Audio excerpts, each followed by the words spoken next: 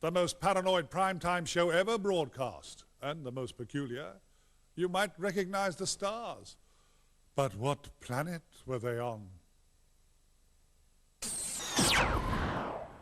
We have been told that certain people are experimenting with time. People from the not-too-distant past or the not-too-distant future. Am I right? That's right, yes. And consequently, as nobody should mess around with time... Except us. Except us. That these people are in danger.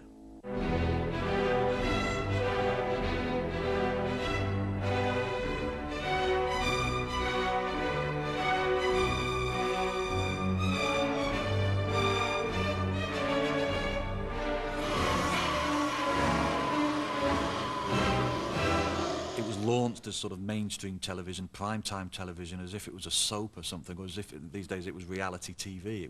There was a big hype on it. You know, it was going to be a big thing. Transuranic heavy elements may not be used where there is life. Medium atomic weights are available. Gold, lead, copper, jet, diamond, radium, sapphire, silver and steel. Sapphire and steel have been assigned. Sapphire and Steel were two totally fictitious characters. One in a grey suit, Steel, and one in a blue dress, Sapphire, and that's about as much as we know about them. They are difficult to explain, and I'm still asked questions about who they are, and I don't know. It was great because it never explained who they were. We didn't need to know who they were, but they'd come along to do something. Of course, we did know who they were. He was the man from U.N.C.L.E., she was a new Avenger. Same hairstyle, different lengths. But once they became spooky time detectives on primetime TV, confusion reigned.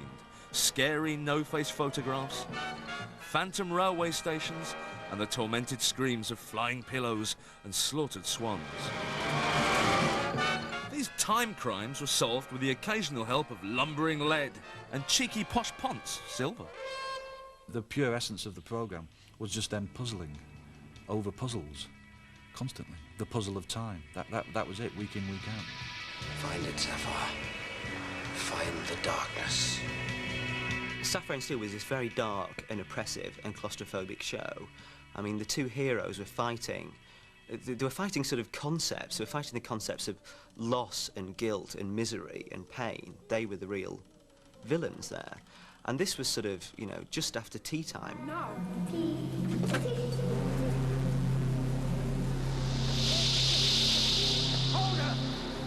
It's a sci-fi detective story. I wanted to get away from the idea of people going back in time. So I thought a good idea would be to have a couple of detectives who are trying to deal with the situation of time breaking in. There is a corridor, and the corridor is time. It surrounds all things, and it passes through all things. So I dreamt up this idea of time being a fabric, and a fabric that's stretched, and in some places is probably threadbare.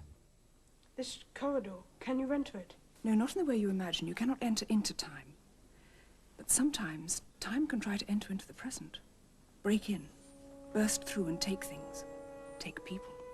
If that fabric of time was broken in some way, it was a disastrous situation for the Earth and for the whole of life on Earth. And whenever someone did something that possibly could reverse time or break that fabric, two agents were sent from some far-off place to come and correct the situation. In wigs and contact lenses. The attack has started. I think P.J. Hammond and Shauna Reardon didn't think of the forces that came back to break this fabric of time as malevolent necessarily. I think they all had a good reason. That's why that whole one in the abattoir with the agony of the animals being killed, I mean, there's a justification there. Don't worry, no one got it. That was the point. Oh, the fact that you couldn't understand a word of what was going on in Sapphire and Steel was definitely the best thing about it. Absolutely riveting. Sometimes it's best not to know, because you can just let your imagination go right. We decided we wanted to make it a bit of fun, as well as being a supernatural thriller, and we didn't want to explain too much. Wow, not yet. Well, it is. But how do we open it? It has no lock, no handle, remember? Steele was the intellectual, the logical planner, the leader, the general. Sapphire was a more feeling creature, sentient creature who could sort of tune in. No, the sun is shining. It's very bright. It's almost dazzling. They were just a very, very good foil for each other, and they were both very attractive looking in their own way. It was high quality nonsense. Yep, two blonde bombshells with all the time in the world, and the biggest question of all, was he giving her one? What obviously everybody wanted, and why they'd probably given them the vast amounts of money, was that the whole idea was would they, wouldn't they? That it was a David Duchovny, Gillian thing, that it was like Moonlighting with Bruce and Sybil. Would they or wouldn't they? Which side of the bed would you prefer? I don't know. That sort of begs the question, what do agents of that ilk get up to in their private moments? And the mind boggles.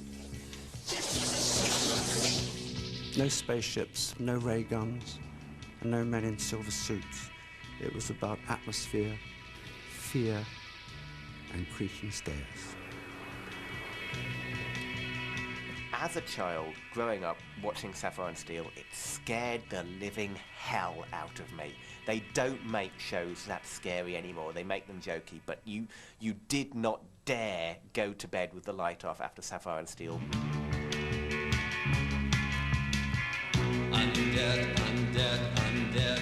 The programme wasn't about giving answers and wasn't about any form of explanation of anything at all, and therefore kept everything open-ended. Nothing was resolved, so that can be disturbing. It's certainly in British primetime television, everybody wants everything to be sorted out, end with a kiss, end with some form of happiness. This I believe, ended with them being adrift in space. Where they came from, who knows? Where they went when that brief series ended, no one knows. But I'd sure like to find out. It would be wonderful to do it all again, just to explain who the hell Sapphire and Steel really were.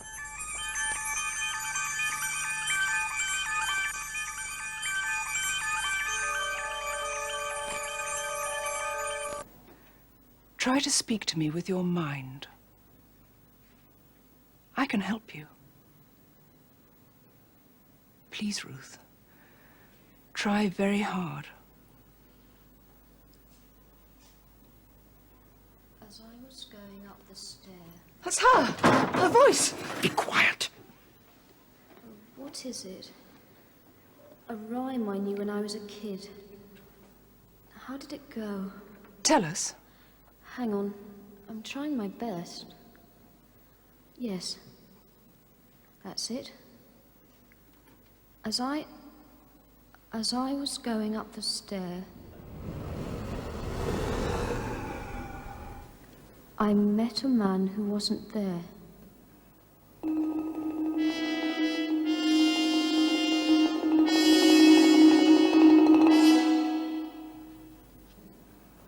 He wasn't there again today. I wish he'd stay away.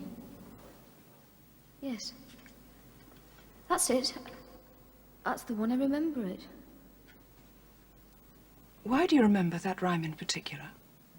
Because I'm remembering a lot of things these days, like it's like daydreaming. Oh no.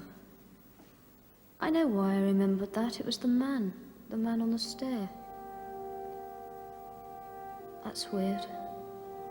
That seems like the last memory I've ever had. There's been nothing to remember since. Do you know where you are? No. Can you see anything? Not really, no. Only my thoughts. Things I remember. It's a bit like being asleep, like having an operation. When I was a kid, I had an operation. It's a bit like that. Dreams and real things, they all sort of get mixed up in my head. Am I going to be all right? Ruth? The experiment.